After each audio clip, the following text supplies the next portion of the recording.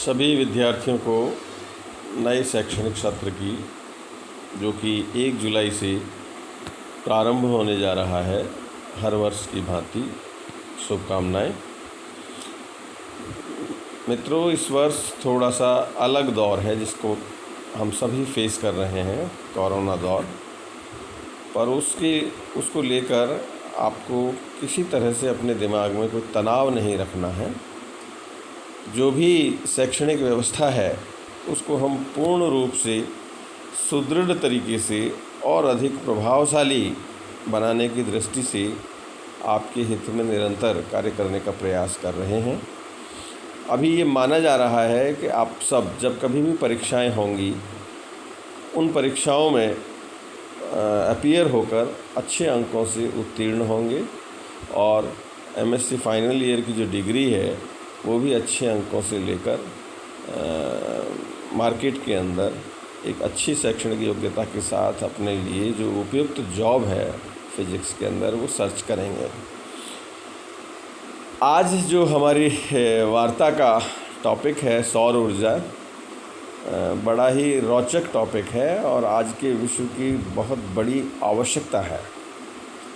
सौर ऊर्जा की आवश्यकता इसलिए पड़ रही है कि विद्युत ऊर्जा उत्पादन के जो कन्वेंशनल स्रोत हैं, जैसे hydro electric power generation, thermal power generation, nuclear power generation और विंड पावर जनरेशन जो भी हैं, उनसे जो ऊर्जा की उत्पत्ति होती है वो आज के विश्व की जो डिमांड है उसकी तुलना में बहुत ही कम है।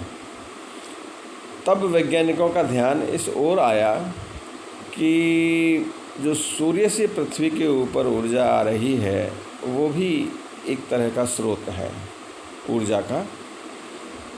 ये बात वैज्ञानिकों के दिमाग में 1921 के अंदर आइंस्टाइन के द्वारा जब प्रकाश विद्युत प्रभाव की खोज कर ली गई तब आया। और प्रारंभ में जो सोलर थर्मल पावर है उसका ही उपयोग होता था। सूर्य के अंदर जो गर्मी होती है सूर्य की किरणों में, उस गर्मी को हम लेंस या मिरर्स इनके उपयोग के द्वारा एक पर्टिकुलर रीजन में कंसंट्रेट करते थे और उसकी मदद से आप सोलर कुकर, और ये आपने सुना होगा छोटी क्लासों में जब प्रोजेक्ट भी बनाते थे, तो वो जो विधि थी वो बड़ी टिपिकल सी थी और इतनी पॉपुलराइज नहीं हो पाई।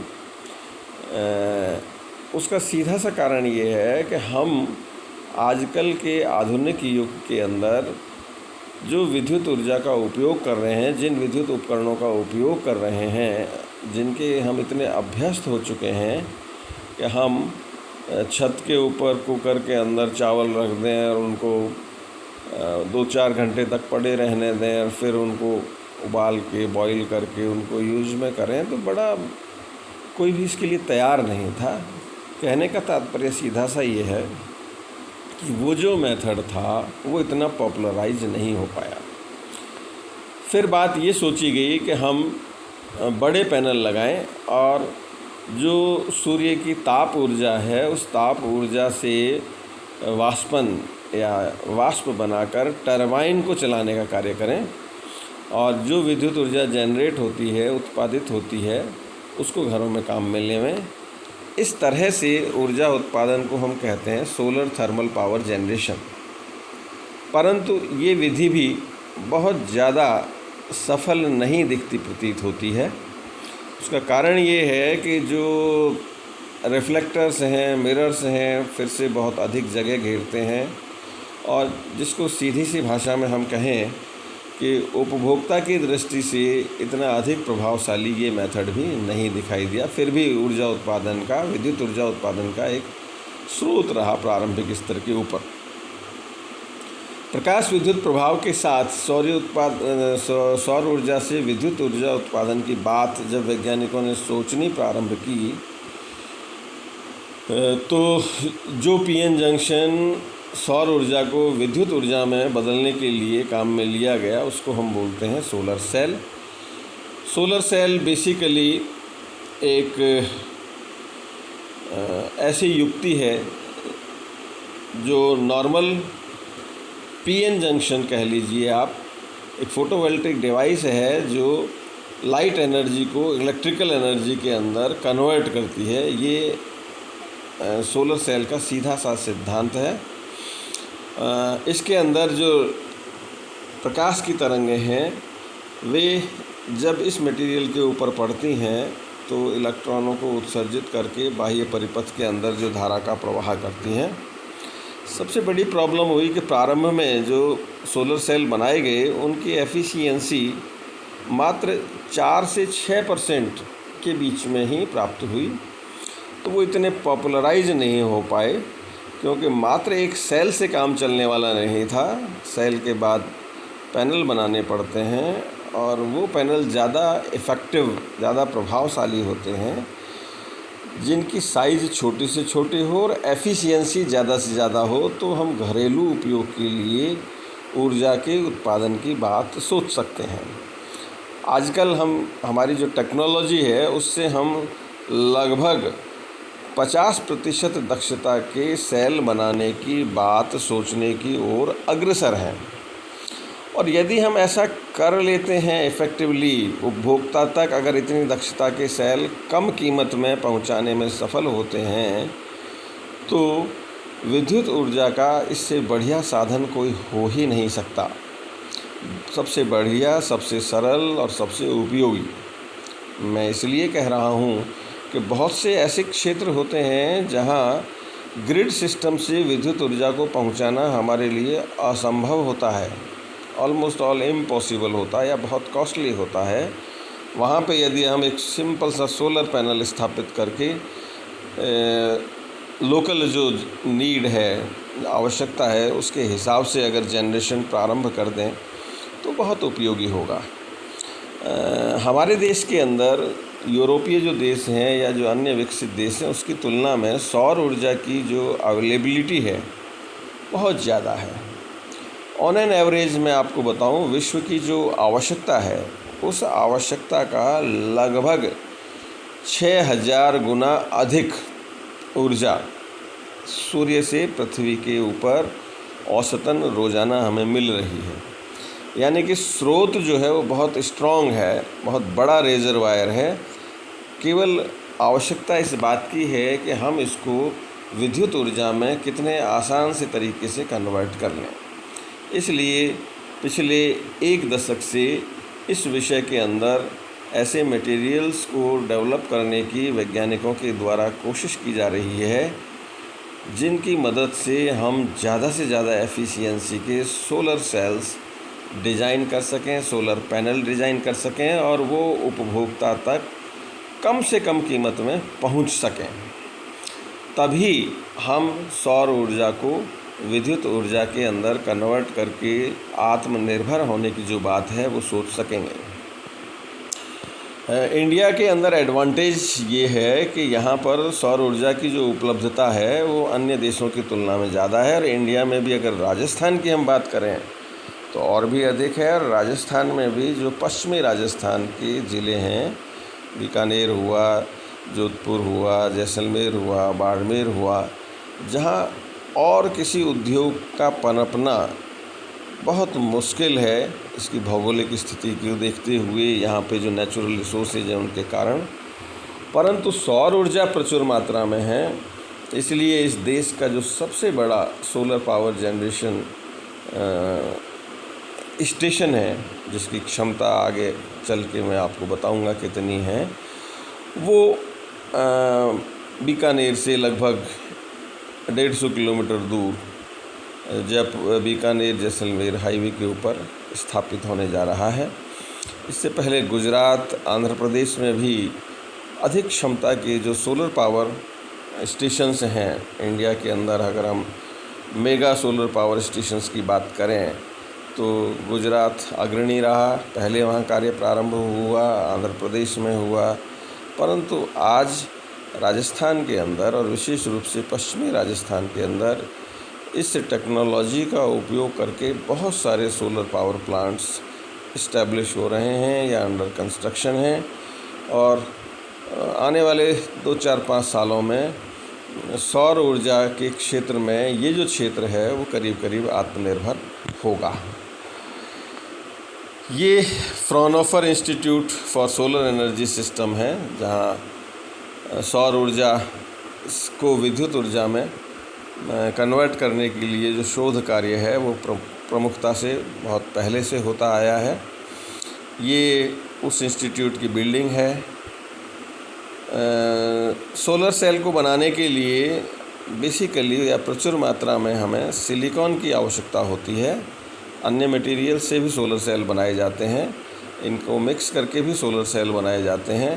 वो उसके बारे में भी हम आगे के लेक्चर्स के अंदर डिस्कस करेंगे। ज़्यादातर जो सोलर सेल हैं कॉस्ट इकोनॉमी की अगर हम बात करें तो वो सिलिकॉन पर आधारित होते हैं। एक सिलिकॉन के मटेरियल के द्वारा एक सीधा सा पीएन जंक्शन बनाने के लिए आप जानते हैं कि ट्राईवैलेंट इम्प्योरिटी और पेंटावैलेंट इम्प्योरिटी, अगर हम किसी सिलिकॉन चिप के अंदर एक निश्चित फार्मूले के अनुसार, एक निश्चित रेशियो के अनुसार ऐड करते हैं तो पीएन जंक्शन फॉर्म होता है। और उस पीएन जंक्शन के उपयोग में एक उपयोग ये भी है कि अगर इस मटेरियल के ऊपर एक निश्चित आवृत्ति से अधिक आवृत्ति, उस आवृत्ति को आप लोगों ने प्रकाश विद्युत प्रभाव पढ़ते समय देहली आवृत्ति कहा था। देहली आवृत्ति से अधिक आवृत्ति का प्रकाश यदि इस सरफेस या सतह के ऊपर पड़ता है तो प्रकाश विद्युत धारा का उत्पादन होता है, जिसका उपयोग हम विद्युत ऊर्जा के रूप में कर सकते हैं। तो ये सामान्य सा सिद्धांत है जिसकी मदद से ये ब्लॉक डायग्राम, लाइट एनर्जी इस सोलर सेल के ऊपर पड़ती है तो ये आपके इलेक्ट्रिक पावर जनरेट होती है। ये जो डायग्राम है वो इस बात को दर्शाता है। Generation of voltage across the PN junction in a semiconductor due to absorption of light radiation is called photovoltaic effect. इस विधि को, इस प्रभाव को कह लीजिए, इस मेथड को कह लीजिए, हम फोटोवोल्टाइक इफ़ेक्ट कहते हैं। और जो युक्तियाँ, जो डिवाइसेज इस प्रभाव के आधार पर बनाई जाती हैं उनको फोटोवोल्टाइक डिवाइसेज कहते हैं। और ये बहुत ही यूज़र फ्रेंडली है। शुरुआत के अंदर आपने देखा होगा कैमरे के, रिस्ट वॉचेज़ के अंदर, कैलकुलेटर्स के अंदर हमने सोलर सेल्स काम में लिए, और जैसे ही हम उसके अंदर सोलर सेल डालते हैं तो नॉर्मल सेल डालने की हमें ज़रूरत नहीं होती है।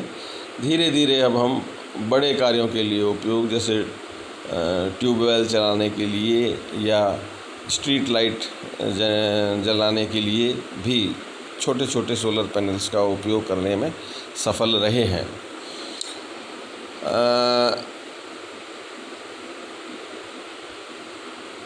ये देखिए बेन डायग्राम ये बताता है कि किस तरह से जब कभी भी प्रकाश विद्युत प्रभाव की घटना हेतु कोई प्रकाश की किरण वैलेंस बैंड से एक इलेक्ट्रॉन को कंडक्शन बैंड में भेजती है तो यहाँ पे एक होल की उत्पत्ति हो जाती है, और ये जो इलेक्ट्रॉन होल पेयर है जो विद्युत धारा चालन का एक कारण बन जाता है।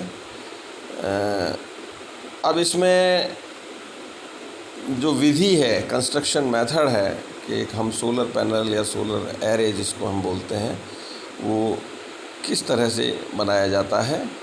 एक सिंगल सेल कभी भी हमारी जो दैनिक आवश्यकता है उसकी पूर्ति नहीं कर सकता, क्योंकि बहुत कम अमाउंट में इलेक्ट्रिसिटी या जिसको आप वोल्टेज कहते हैं वो ये प्रोड्यूस करता है। तो इसको समझने के लिए ये एक, जैसे मान लीजिए एक सिंगल सोलर सेल है, तो सिंगल सोलर सेल की बजाय हम सोलर मॉड्यूल काम में लेते हैं। सोलर मॉड्यूल क्या है, ये देखिए एक सेल बहुत सारे सेलों का समूह मॉड्यूल, और बहुत सारे मॉड्यूल्स का जो समूह है वो एरे कहलाता है। पैनल जिसको सामान्य भाषा में आप कहते हैं solar panel.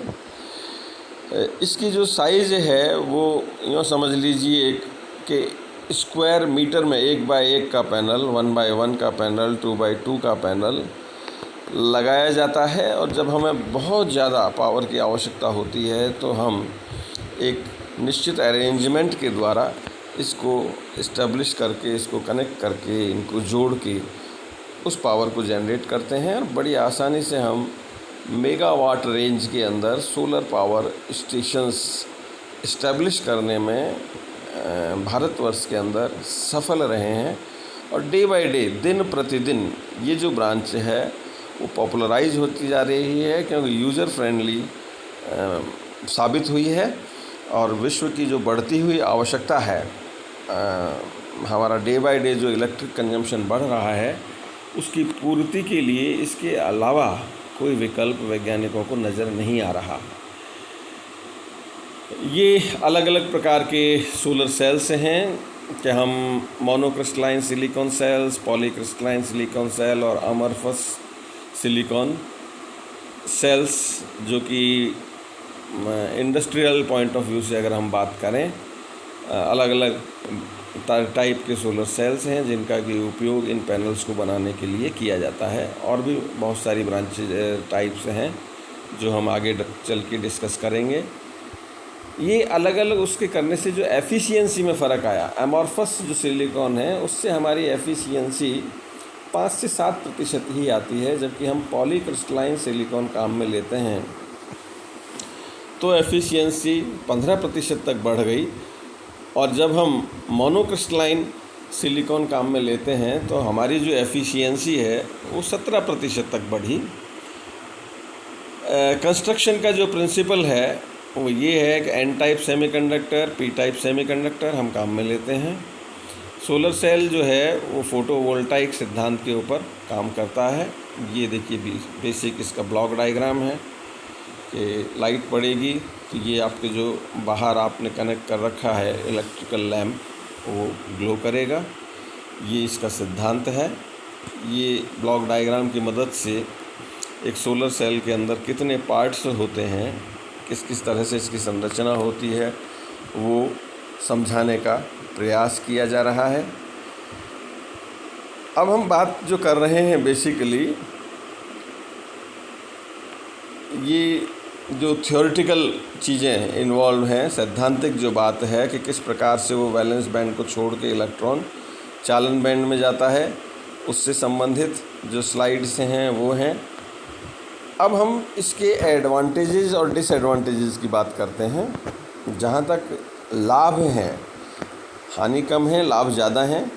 Clean and non polluting, आप देखिए एक कोयले की मदद से जब हम विद्युत ऊर्जा का उत्पादन करते हैं तो जैसे राजस्थान के अंदर सूरतगढ़ थर्मल पावर प्रोजेक्ट एक लगा हुआ है, बहुत बड़ा प्रोजेक्ट है जो इस भाग की बहुत सारी विद्युत आवश्यकता की पूर्ति करता है। आपको जानकर ये आश्चर्य होगा कि उसमें जो कोयले की खपत है वो एक दिन में जो मालगाड़ी होती हैं वो 1-2 नहीं, पूरी की पूरी 6 मालगाड़ियों की खपत है। रोज़ाना 6 मालगाड़ी कोयला जो है इस थर्मल पावर प्लांट के अंदर सप्लाई होता है, जब जाके वो अपनी पूरी क्षमता में काम कर पाता है। तो आप सोचिए कि 6 मालगाड़ी का कोयला जब जलेगा, उसकी राख और उसके कारण पॉल्यूशन, बहुत सारी चीज़ें इन्वॉल्व हैं। और फिर ट्रांसमिशन लॉस, सबसे बड़ी जो बात है ट्रांसमिशन की, ग्रिड जिसको हम कहते हैं ग्रिड प्रॉब्लम, वो भी इस तरह के सिस्टम्स के साथ नेचुरली इन्वॉल्व है। तो सोलर पावर जो जनरेशन सिस्टम है उस तुलना में बहुत अच्छा है, नॉन पॉल्यूटिंग है, इसलिए ये ज़्यादा प्रभावशाली है। परंतु इसके कुछ डिसएडवांटेजेस भी हैं। डिसएडवांटेजेस ये हैं कि जब सोलर लाइट की अवेलेबिलिटी नहीं है या स्पेशली नाइट टाइम के अंदर हम इन पावर प्रोजेक्ट्स को नहीं चला सकते, उसके लिए दूसरी विधियां हैं। दूसरा ये है कि जब हम एनर्जी स्टोरेज की बात करते हैं तो एनर्जी जो स्टोर होती है वो बैटरीज़ के अंदर स्टोर होती है। बैटरीज़ के अंदर लेड की जो प्लेट्स हैं वो इतने पॉल्यूशन क्रिएट करने वाली हैं, बेसिकली आप यूँ समझ लें, इसलिए ये इसका डिसएडवांटेज भी है। ये देखिए एक बहुत बड़े क्षेत्र के अंदर जहाँ कहीं भी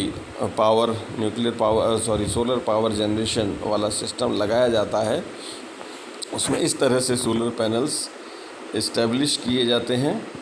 हम अपने घर की छतों के ऊपर भी कम मात्रा में 3 किलोवाट, 5 किलोवाट या 10 किलोवाट तक के सोलर पैनल्स बड़ी आसानी से इस्टेब्लिश कर सकते हैं।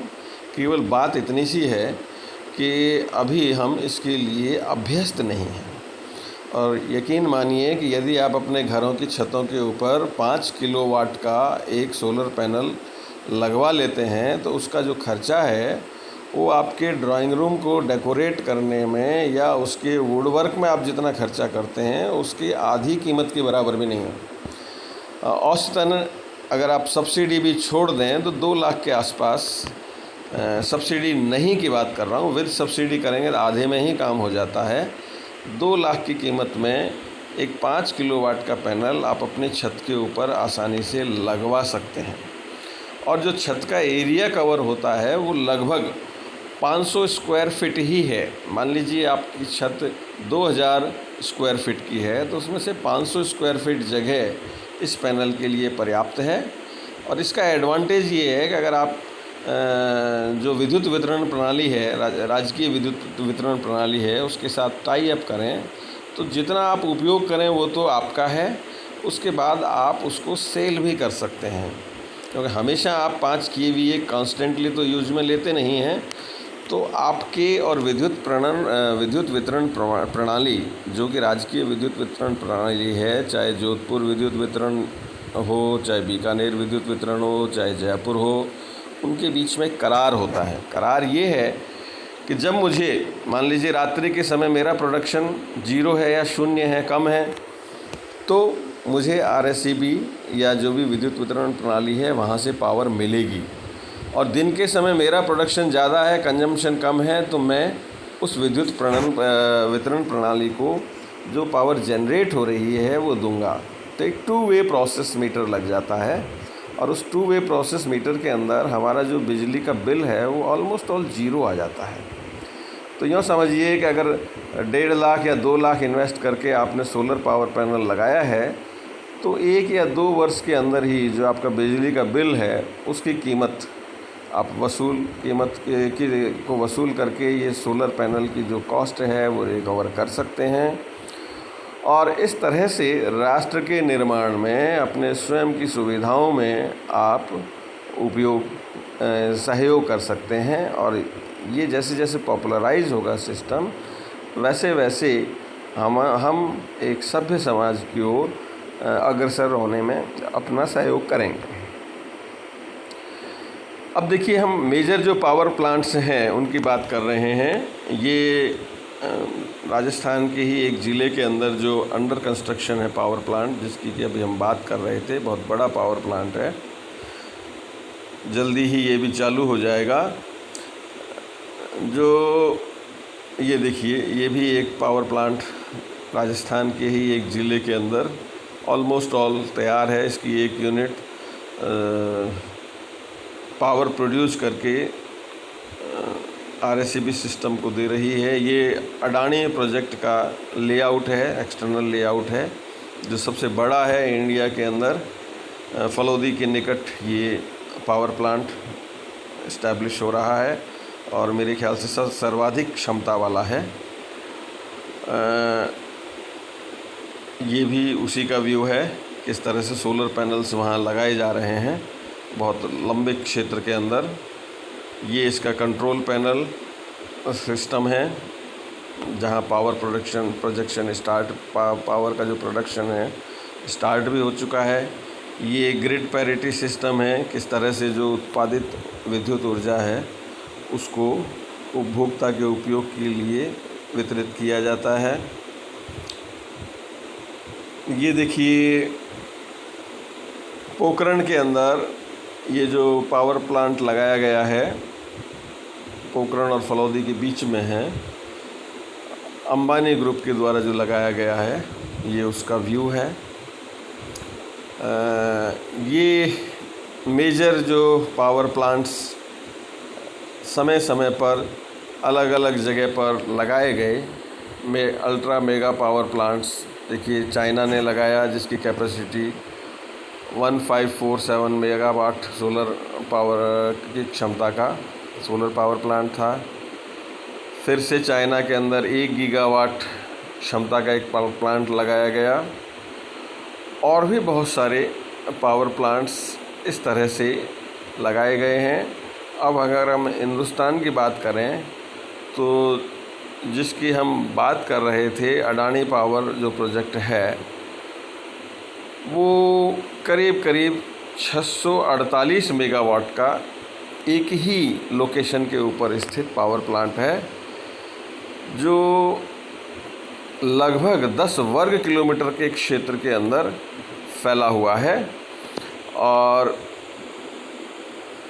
इसी तरह से फलोदी के अंदर जो बधवा सोलर पावर प्रोजेक्ट है, वो करीब करीब 40 वर्ग किलोमीटर के क्षेत्र में फैला है।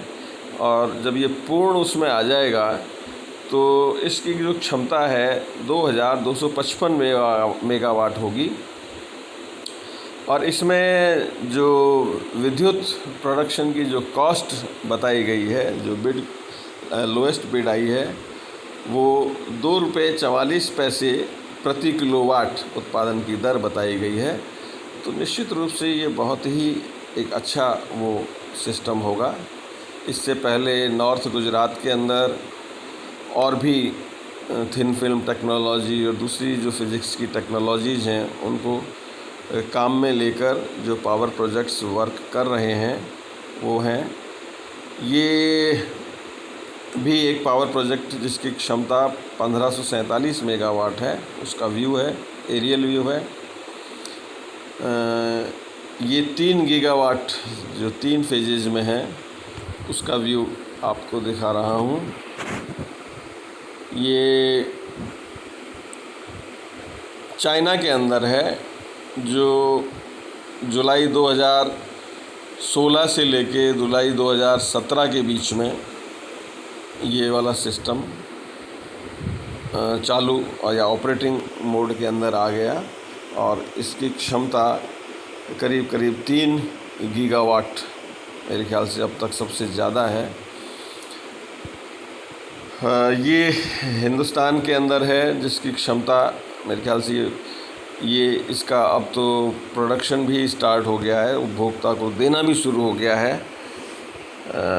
ये तमिलनाडु के अंदर है, टोपाज सोलर पावर प्रोजेक्ट है, जिसकी क्षमता कुल क्षमता लगभग 1000 मेगावाट है।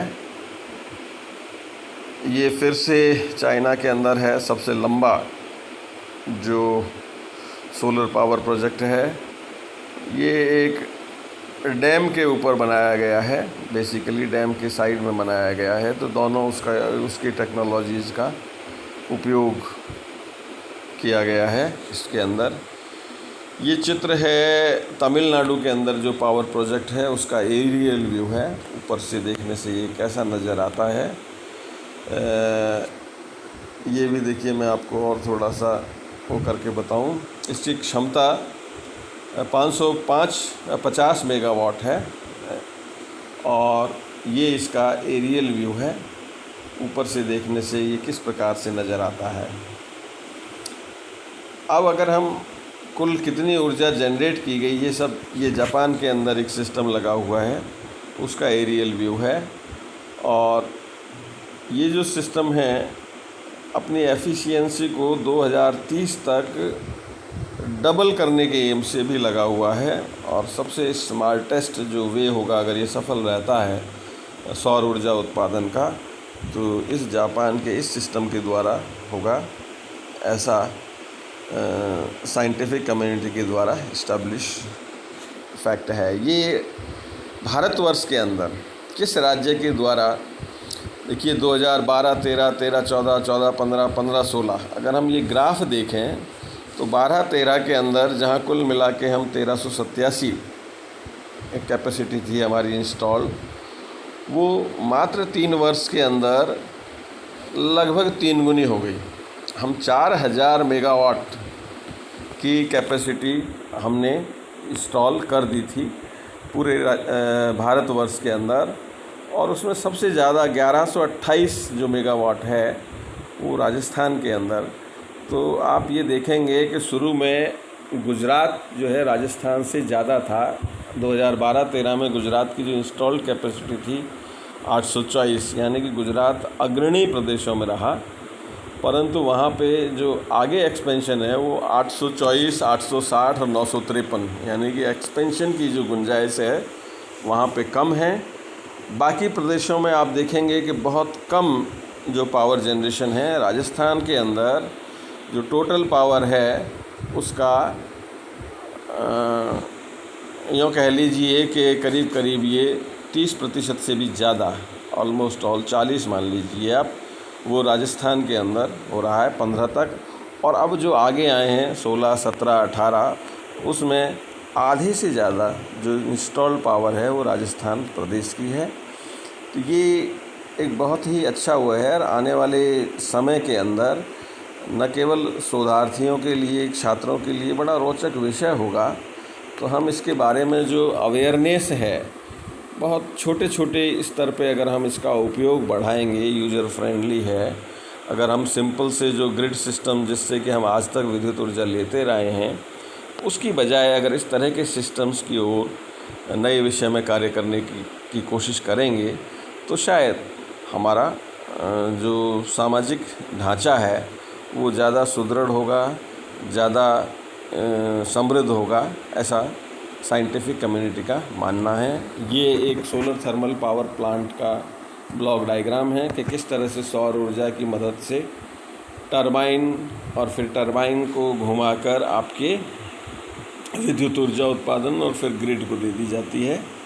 तो सोलर थर्मल पावर, जैसा कि मैंने कहा था, बेसिकली रिफ्लेक्टर्स की मदद से हम जो पाइप के अंदर पानी सर्कुलेट होता है उसको गर्म करते हैं और फिर भाप की मदद से, यूँ समझ लीजिए कि आप भाप के इंजन का जो सिद्धांत है वो करीब करीब इन पावर प्रोजेक्ट्स का सिद्धांत है। और हम भाप प्रोड्यूस करने के लिए, वाष्प प्रोड्यूस करने के लिए सौर ऊर्जा या सोलर जो एनर्जी है उसका उपयोग करते हैं।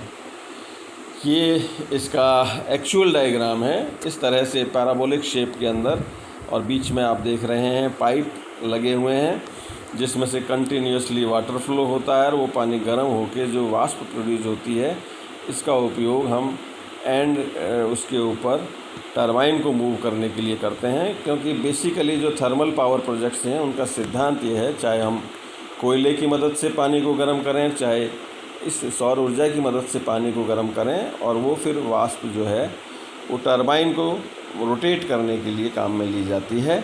और जब वो टरबाइन रोटेट होती है तो हमारी जो यांत्रिक ऊर्जा है वो विद्युत ऊर्जा में कन्वर्ट होती है, फैराडे के विद्युत चुंबकीय प्रेरण के नियम के अनुसार। तो ये भी उसी सोलर थर्मल पावर प्रोजेक्ट की एक डिज़ाइन है। ये डिज़ाइन बेसिकली ऑप्टिमम यूज कि ज़्यादा से ज़्यादा सौर ऊर्जा का किस तरह से उपयोग किया जाए उसका एक व्यू है। जो फोटोवोल्टाइक सिस्टम है उसमें हम इस तरह के अरेंजमेंट काम में नहीं लेते हैं। वहाँ सीधे सौर ऊर्जा को विद्युत ऊर्जा में कन्वर्ट करने का फोटो सेल के द्वारा या सोलर सेल के द्वारा प्रावधान होता है।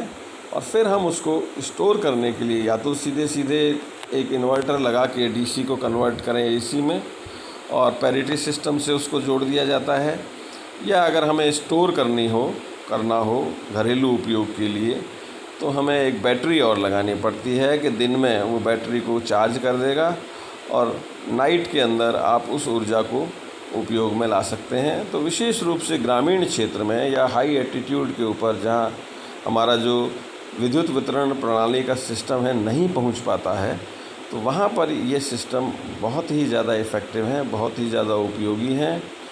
और ऐसे घरों में जहाँ विद्युत ऊर्जा या समझ लीजिए कि इलेक्ट्रिक बल्ब एक सपना होता था, वहाँ बड़ी आसानी से एक छोटे से सोलर पैनल 1 बाय 1 वर्ग मीटर के सोलर पैनल की मदद से या उससे थोड़ी सी ज़्यादा साइज़ के सोलर पैनल की मदद से हम कोई एलईडी ट्यूब या एलईडी ट्यूब लाइट या और पंखा इस तरह की चीज़ें चला सकते हैं और उस घर के अंदर, इस गरीब के घर के अंदर रोशनी बहुत कम खर्चे में पहुंचा सकते हैं। तो इसलिए ये जो विषय है ये वैज्ञानिकों के सामने बहुत रोचकता से है, और आजकल जितनी भी मटेरियल साइंस की जो खोज है उसके केंद्र बिंदु पर है कि हम किस प्रकार से मटेरियल काम में लेवें कि सौर ऊर्जा से जो ऊर्जा प्राप्त हो रही है उसका ज़्यादा से ज़्यादा उपयोग प्रकाश विद्युत प्रभाव के द्वारा विद्युत ऊर्जा में कन्वर्ट होने के अंदर काम आ सके। तो वो बेसिकली जो बैंड गैप होता है उसको मॉडरेट करने के द्वारा ये संभव हो जाता है, क्योंकि आपको पता है कि दहली आवृत्ति से अधिक आवृत्ति की ऊर्जा ही इसके अंदर काम में आती है। आगे आने वाले लेक्चर्स में हम इस विषय के ऊपर और विस्तार से वार्ता करेंगे। एक बार पुनः आप सभी को इस कोरोना काल में नए अंदाज में जीने के लिए शुभकामनाएं। आप खुद भी अपनी साइकोलॉजी को स्ट्रॉन्ग रखें, एक उज्जवल भविष्य आपके सामने है। आप स्वयं अपना ध्यान रखें, अपने परिवार का ध्यान रखें, और आपके अड़ोस पड़ोस में जो भी लोग हैं उनको भी प्रेरित करें। और समय समय पर जो गाइडलाइंस आती हैं, सोशल गाइडलाइंस आती हैं, चाहे वो केंद्र सरकार की हों, राज्य सरकार की हों, जैसे बार बार हाथ धोना या मास्क का प्रयोग करना, सोशल डिस्टेंसिंग बनाए रखना, इसके बारे में भी खुद तो उसको यूज़ में करें, जो नहीं यूज़ कर रहा है उसको भी विनम्रता के साथ यूज़ करने के लिए कहें। तो शायद हम जो भी सभ्यता है उसको बचाकर और जो पैनिक क्रिएट हो रहा है उसको भी बनाए रखने में, उसको भी क्रिएट नहीं होने देने में सहयोग कर पाएंगे। धन्यवाद। Thank you.